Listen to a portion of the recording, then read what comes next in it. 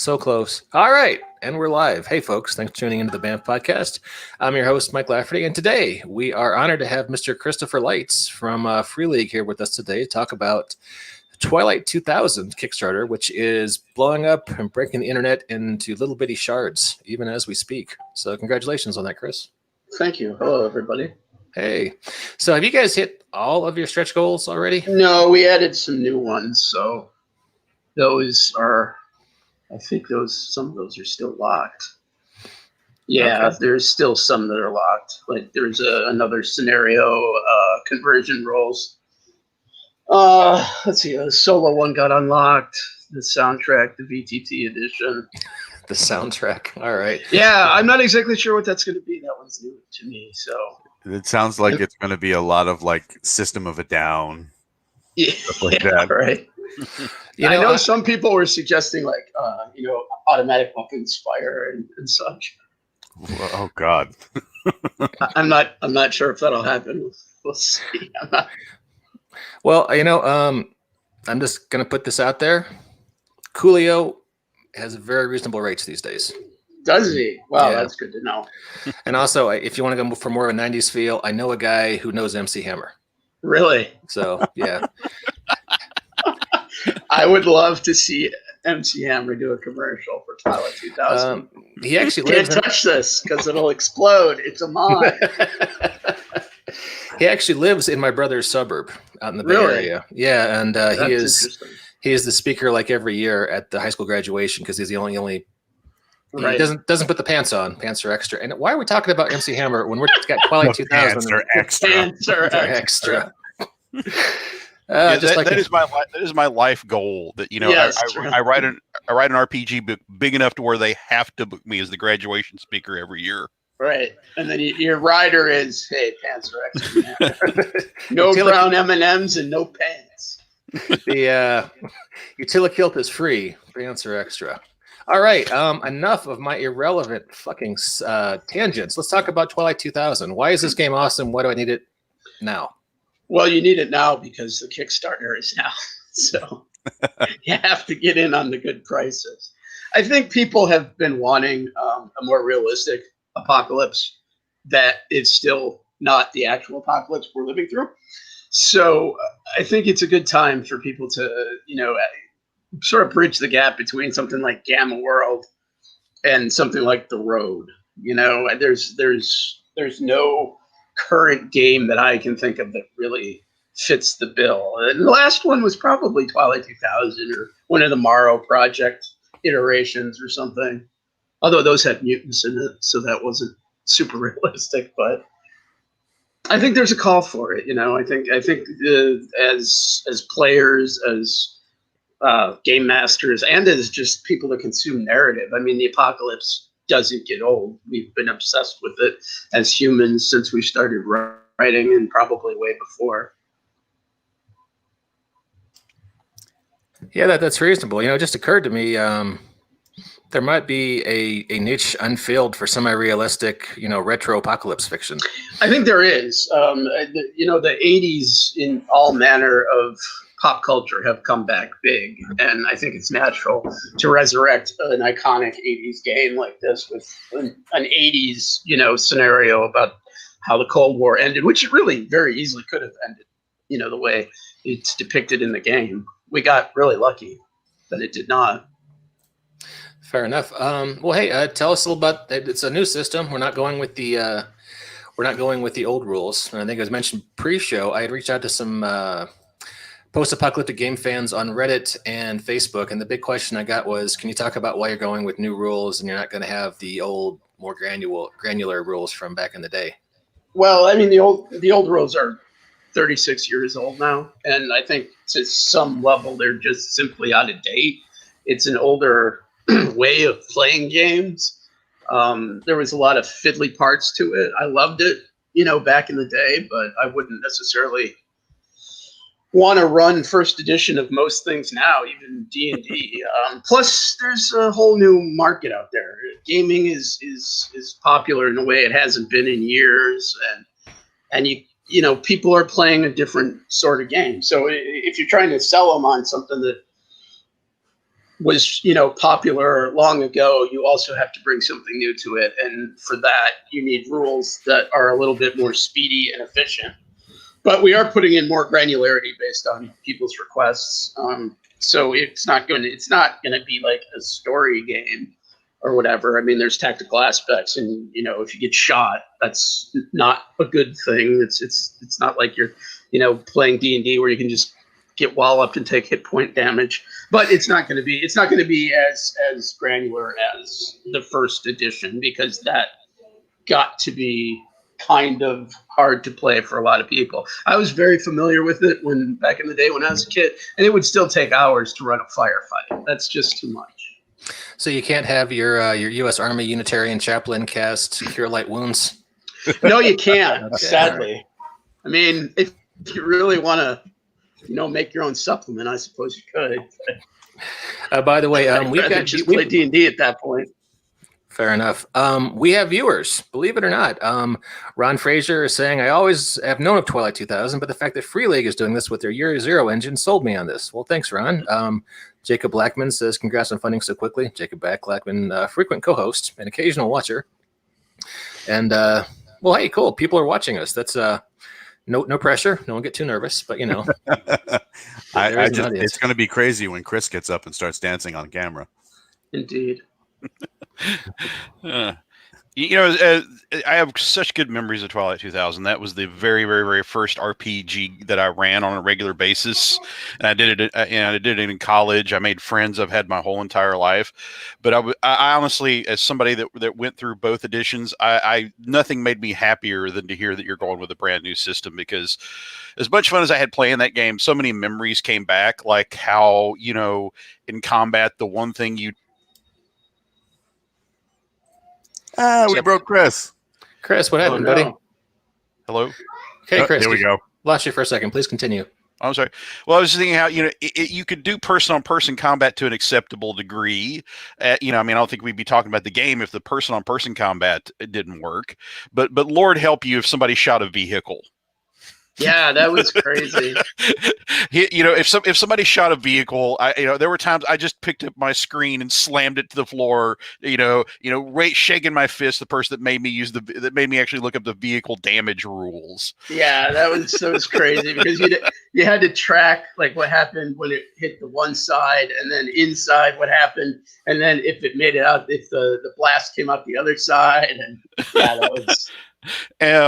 Was something. And my personal favorite loophole is if you had a vehicle that was not classified as armored. If it wasn't like an actual tank or something, it provided literally no benefit. Right. Now, I'm not saying like a Hummer is going to stop like an anti-tank missile or something, but No. it should give you it's a nice hunk of metal between you and a bullet. You ought to get something out of that, but not under the original. It was rules. a weird simplification in an otherwise detailed or overly detailed even set of vehicle rules. Oh yeah, absolutely. But I think a lot of games made in the 70s and 80s had that sort of stuff. If you look at original AD&D, I mean, there's stuff that's completely hand wavy, and then there's stuff in there that's ridiculously detailed. And if you talk to, I don't know if anybody, I met Gygax one time, and I talked to him for a few hours. He's like, "Oh yeah, I didn't use half that stuff." If anybody out there used the original AD&D encumbrance rules, that would be like the worst game ever. So yeah, yes, I don't blame him a bit. It's nice to have options, but I think gaming has come a long way since then, and it would be a disservice to most gamers to just put out. I mean, why put out the same thing? I mean, you can. It's really. I mean, why there'd be no point. Yeah, absolutely. And I'm still, you'll forgive me. I'm a teacher. I'm getting ready to virtually teach. So I've only had unfortunately limited time looking at your Kickstarter. And congratulations, by the way. But I had to ask, for those of us that were still a little gobsmacked by second edition. Okay, please tell me it's still not champions, and I'm not hurt. Anytime I pull out an automatic weapon, I'm not throwing like 35 d6. No. Okay, no, good. No. Thank you. No, that's like Warhammer these days, right? With massive piles of D6. Seconded. That was Yeah. my main memories of that. I was chucking so many D6 Yeah. and tracking individual bullets. No, it's not. It's not like that. There's ammo rules now where you can, you can basically add ammo to your overall die roll and increase your chances of success, and then you can run out of ammo. But it's not. You're not gonna have to have barrelfuls of D6. I think there's like 6 D6 included, so it's not. That's the maximum you might need. It's not. Yeah, I mean, I think our goal is to try and build a bridge between the old players and the new players as best we can. And there's some compromises that are going to be made, and that's just how it's got to be.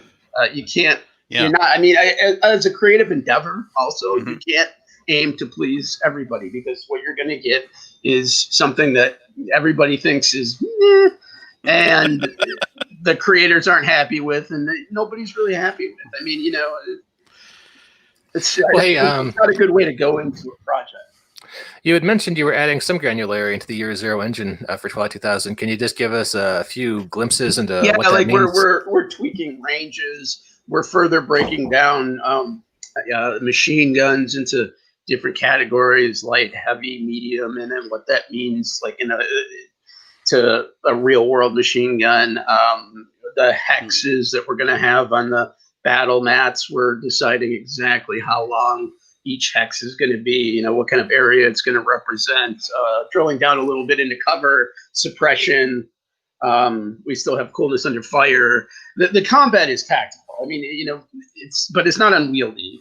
So I don't think it's going to turn off people that aren't into tactical combat, because it's not real difficult to grasp. But it's not a war game. I mean, it's not going to be a military simulation on the level of, I guess, like say Arma or something, for people that have played that. Because that has the benefit of having a computer behind it and can track actual ballistics and model them, which you can't do with dice unless you want to go insane. So there's a compromise to be made, and I'm in favor of it simply because I enjoy playing games that move a little faster these days. I don't have the patience I did back in the day to have to look up every rule and spend, half of a game session trying to find some obscure sub rule on a page about this or that. And, I mean, we're going for realism, but sorry, go on. Oh, no, I was going to ask, speaking of obscure, in that image that Mike is showing right now, you have a tank with reactive armor. Do you have rules for stuff like that? There are rules for that in the vehicle section. Yeah. Because I mean, everything is we're tweaking stuff a little bit, so anything might change. Like we've departed from the Year Zero engine a little bit, and now we're doing a step dice, pseudo step dice system where you have you'll have your base attribute plus your skill, and those can be anywhere from a D6 to a D12, and you're looking to get successes over 6, and you get double successes over 10. So it's a little, again, that's a little bit more granular and slightly less random than the main Year Zero engine, which just used D6s, pools of D6s. So that was also a nod to try and get things a little bit more realistic. Now, did you get out to the range at all and try any of this stuff out? No, I haven't even gotten out of the house, really. Because I can tell you, as a young kid playing Twilight 2000, I mean, you come from D&D, and it's you get something like Twilight 2000, and you're just like, yes, I'm going to put this on top of the truck, and I'm carrying 15 of these, and it's right, yeah. And then you actually put on all this stuff that you claim the character had, and you're like, holy crap, this is heavy. Right. Yeah, it was. I remember when I first played, because as a kid I was oddly obsessed with the military and special forces in Vietnam and this, that, and the other thing. So I always had some sense of like, yeah, you can't carry all that around, man. No way. I got to tell you, in Twilight 2000, and Chris and I have talked about this online before. You see the Mark 19, which for those who don't know, Mark 19 is the Vietnam style era weapon. It's still in use today, and it's a fully automatic grenade launching machine gun. Right. And you might think that this is just like an engine of destruction, and it's made to take down walls and light armor. It's not like it's not like the wave motion gun from like Star Blazers or anything like that.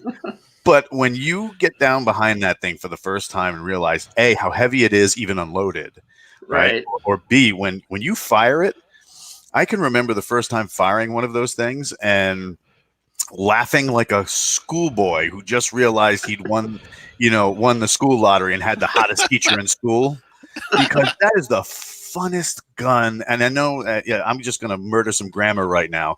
That is the funnest gun to shoot, because you're just sitting there and you hold down that butterfly trigger, send 4 or 5 rounds down range, and then there's this like eerie quiet as the entire range holds its breath, and then a series of explosions, and you're like, that was awesome. Now granted, it would not be awesome to be on the business end of business side of that would be bad.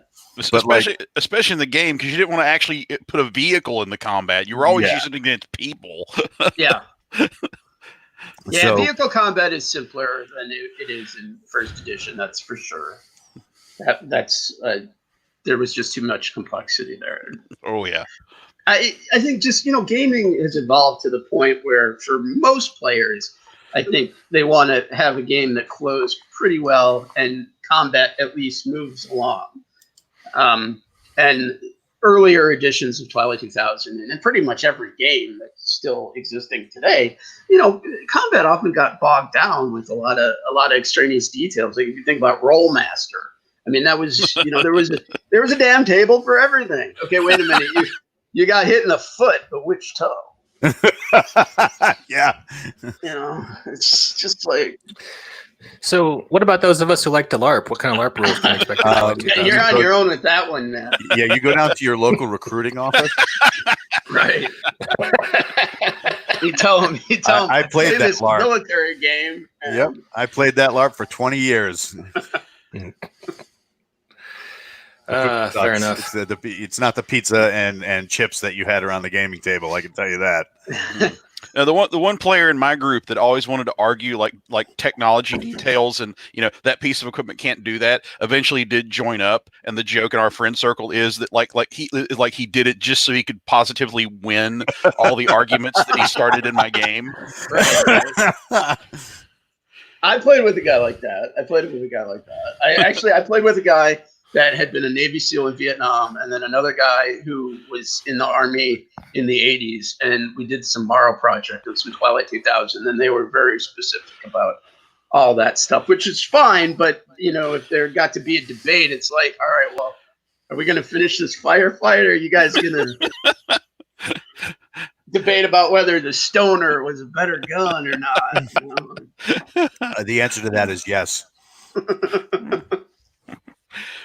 That's what the SEAL said. Yeah, they always do.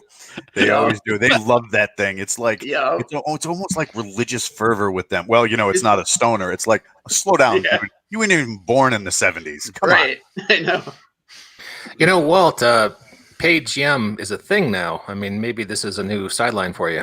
Hey, I'm available, and like any good merc or never mind. I'm not going to go with the other half of that joke. I am for hire. So drop me a note. I can throw some military down like you won't believe. That's cool. Hey, we could do like a group act. I could be like the commencement speaker, and at the end of it, you could come out and fire the M19 in the air to celebrate the graduation. No. And then MC Hammer.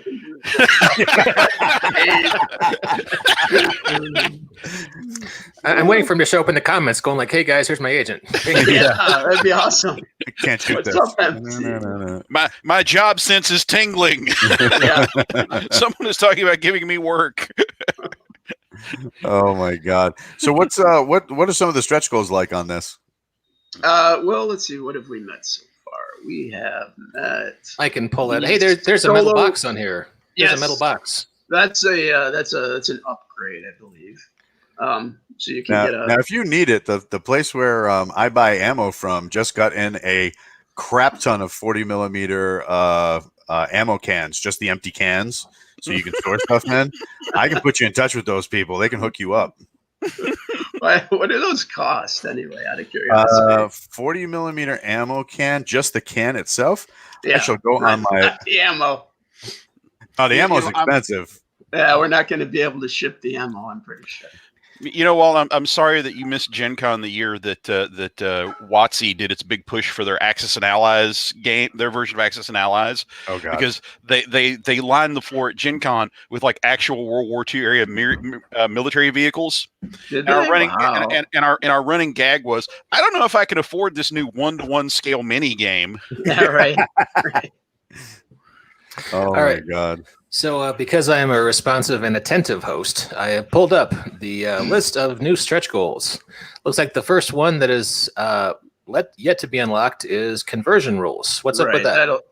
Those are going to be a conversion for earlier editions. So if people really do want to take the full granular deep dive, then you can do that.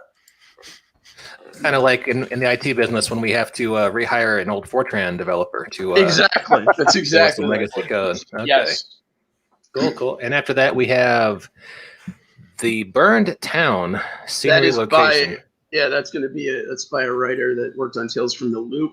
That'll be another scenario. The scenario locations are basically going to be a map. It's going to give you the basics of what's going on in that area. You'll have a lot of NPCs.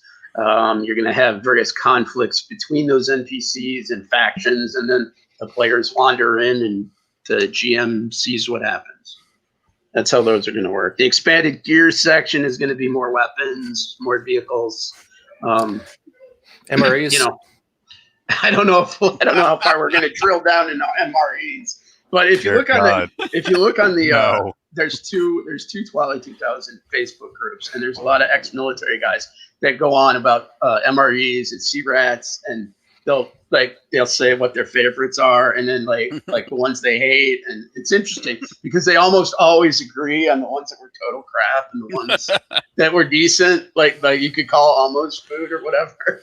I used to love being deployed, and somebody would come up and look at what I was eating and say, "Where did you get that?" And I said, "Oh, well, I traded it with one of the locals. I gave him my MRE, and I got real food.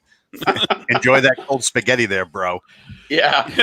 You know, of all the things that got put out for the first and second editions of that game, I think the thing that really warmed my heart was there was an issue of Challenge magazine where one of the old GDW staffers, I don't know if it was Lauren Coleman or whoever, actually got a bunch of MREs and did like a taste test. Oh, And I'm thinking, I gotta track that down. And I'm thinking, game designer trying to eat an MRE. This speaks to me on so many levels. Yes, right. that dude probably didn't shit for a week. I mean, those things are made to like have the calories be just like totally absorbed by your system and then stop you up so that you're not going to have to drop trow for some time. I mean, that's a tactical solution, though, isn't it? well, it's tactical something. You know, you see it. Yeah, he did not edit his. I'm sorry. No, please. He did not edit his reaction to them. I'll say that much. Oh yeah, I mean, some of them are just god awful. But I mean, oh yeah. You knew when the magical MRE powers had subsided because you'd see a dude with an e-tool and a roll of toilet paper trucking it for the woods and be like, "Bro, cover me!" You just those things are awful. You know, and they we're do not going to last get for a while, but too specific into those. But if you want to check out the Facebook Facebook group, yeah, we'll send you an old MRE. You can try one for yourself. oh god, no. But here's a waiver you have to sign for. I just realized, and God bless you guys at Free League or Free Liga, your stretch goal table is all in Swedish kroner. Yes. And I guess I hadn't realized that Sweden hadn't joined the EU money scheme, just like Norway is still in the kroner, and so is Iceland. Yeah. So, all right, cool. Yeah, it's one of the few on the continent that hasn't. Scandinavia kind of, there's a lot of stuff going on there. But Yes. yeah, cool. All right, so after gear section, we have base building rules, which sounds Those like are fun. going to be if you want to set up shop in a town, or if you want to make your own encampment and make it permanent, or take over a castle and put up reinforcements and sandbags and whatnot, you can do that if you want. That's going to be more of a, actually that's kind of like old, that's kind of going to be like old school D&D, when you would set up you get to a certain level and you get like a fortress, and then you could clear a certain amount of area and you'd have your domain. It'll be like that, except there's going to be a lot of things that are nastier than monsters because they're people with guns and they're starving. Fair enough. And looks like number 19, which is the last stretch goal we've got, for 3 million Swedish kroner, second set of base dice. So yeah, that's just the dice. That's self-explanatory. Yeah, figured. Dustin Ogden, thank you. New subscriber. Well, this is a popular show. We haven't had this much audience interactivity in a few weeks, and that was like a big Starfinder show. So thanks for coming on, Chris. Appreciate that.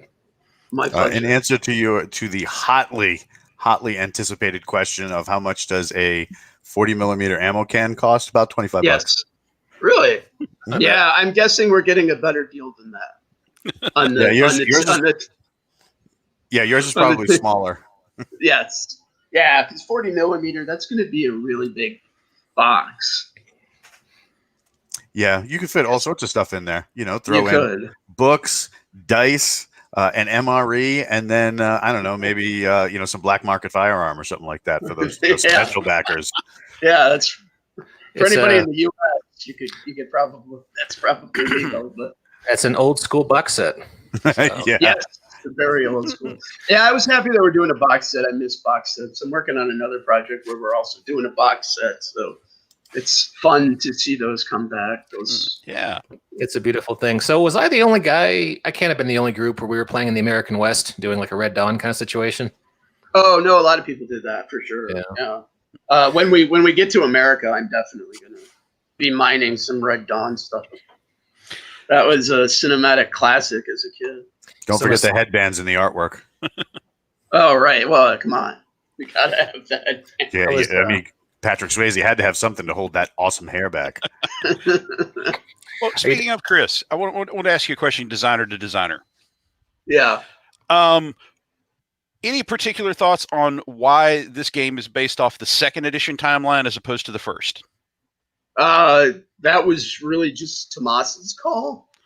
He thought it was and I agree with him. It's an easier point of divergence in the timeline that people can sort of latch onto, rather than a more complex first edition where it started with the Chinese and the Russians, and then West Germany broke up. Here, I think more people are going to have a frame of reference for, at least because people are going to be like, okay, well, the Soviet Union did start to fall apart. The Berlin Wall came down.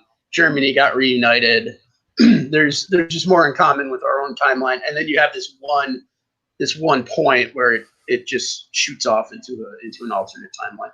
So it's just simpler. Plus, some of the stuff in first edition, as I recall from the background, was a bit more fanciful because they were projecting from 1984 on, and things radically changed in like 89 and 90 and 91. Okay. But that's why. Yes. I have a great fondness for the great game that the actual GDW designers played, which I'm sure you know all about. No? Yeah, no, I do. Oh, okay, good. Yeah. So, that's that to me is like one of the great myths of gaming. So I was just kind of curious what your choices were there. But believe me, having to make less stuff up, I can totally relate to that. Yeah, well, and plus a lot of I think a lot of new gamers are not. They didn't grow up in the Cold War, so a lot of that is unfamiliar. So even the premise of the game is a little, I guess, sci-fi, really, because they're like, people know about it, but if you didn't grow up in the Cold War, I don't think you have that visceral sense of this could have happened any day. You could wake up and there would have been an emergency warning on the TV, and that would have been it. Oh yeah, absolutely. Yeah. So the less that we have to try and explain from that point of view, I think the more visceral experience a player who's not of that era can have. I've got friends that aren't aren't that much younger than me, and they don't really remember the Cold War. Is it in bad taste if I ask if Vladimir Putin is the big bad in the meta plot? He's mentioned at one point, but he's not the big bad. No. Now, is he when he is mentioned? Is he riding a grizzly bear with his shirt Well, off? I think that's assumed. And yeah, gotcha. I think he's got an AK above his head, and he's shirtless. Yeah, that's how he. I hear that's how he conducts. That's how he does day to day. Yeah. When I'm not in a suit, I'm half naked and on a grizzly bear. It seems unusual to us, but that's just what the golf courses look like over in Russia. Well, they're frozen, so the golf cart's not going to get much traction on Siberian ice. With those bear claws, get right in there. It's kind of like a dewback seems like a suboptimal choice until you realize you're in a desert. And those, exactly. Yeah, laugh at my dewback now, Rebel. All right, we're getting off tough subject. I apologize. So, you guys have like any gaming session, really. Yes. So, I almost wish we could go ahead in time and see what your stretch goals are going to be in about a week, because I mean, your guys' goal was $11,000 and change, and you're up to almost 260,000. So, wow. I actually sent an email earlier today to Tomas at Freya asking about that. He is the one that has the stretch goal secret, so I actually am not 100% sure what we're going to be doing. But I think you'll see more scenarios. There'll be more expansions. We've already talked about stuff that we're going to do. So there's certainly plans for things. I don't know how that's going to translate to stretch goals exactly.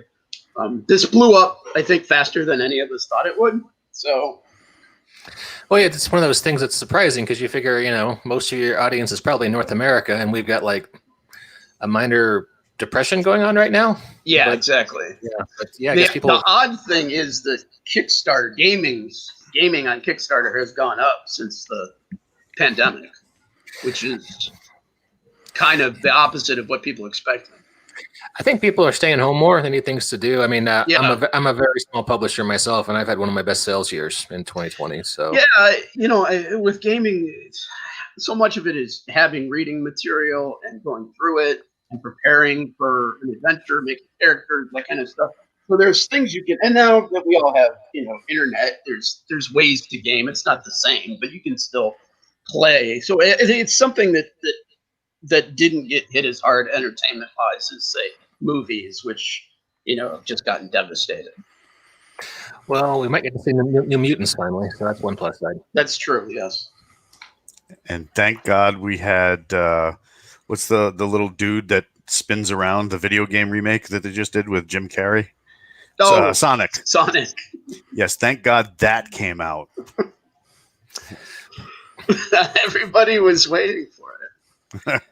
I don't know why, but go ahead, please. No, I would just remember when they first showed the CGI Sonic and people freaked out.